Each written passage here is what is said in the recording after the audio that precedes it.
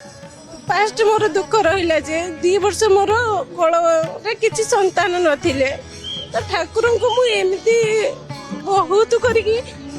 माने एते अनुरोध माने बहुत उत्साह व्रत करी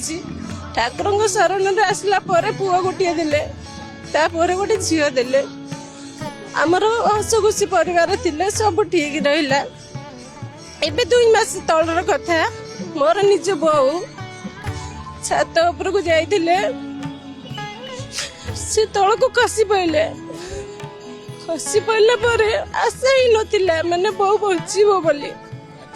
किंतु जगन्नाथ को कोटि कोटि प्रणाम मुझे शरण माँ को छाड़ी देली आज मो माँ सुरक्षित सुस्थ संपूर्ण मत आज एमती अनुभूति लगुला मुझे जगह जदि मत तो पाख को न नब ना मत लगुच मो जीवन आज छाड़ी जीव